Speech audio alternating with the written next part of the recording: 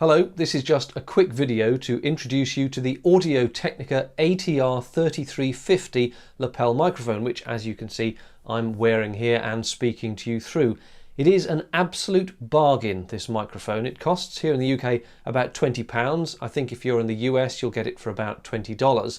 And when you consider that professional broadcast tie clip mics, I don't know, they start at about £200 and go up from there, really to pick this up for 20 quid is astonishing, particularly when you consider that it sounds, at least to my ears, perfectly fine. I mean, I've seen a few reviews on the internet. People have said they like to do a little bit of audio sweetening afterwards in the edit to make it sound a little different, but I think really for £20 you can't complain about the sound. Now, the mic does not require any power from the camcorder, so no plug-in power, no 48 volts power, and it might even damage it. I'm not entirely sure if you did try and force power into it. Instead, it comes with this little power capsule, which has a watch battery inside it. I'll just try opening it up without actually turning the microphone off.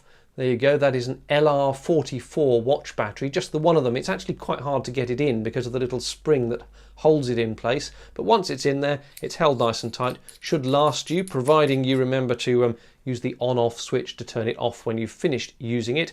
And then there's a tiny little spring here which you can use to attach this to a belt or the top of your trousers or something like that, and because of that it means that it won't be just dangling down and therefore pulling at the microphone and pulling down on the guest or a presenter's top, so that's quite helpful as well.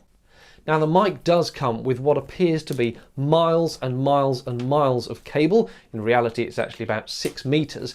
That really is a bit too long, particularly because this microphone is unbalanced, so it is more susceptible to picking up electrical interference from any old devices you've got around, mobile phones and so on, going clickety clickety clickety. You really want to keep your cable runs as short as possible, so for the most part I end up coiling up all that excess wire and hanging it over part of the tripod.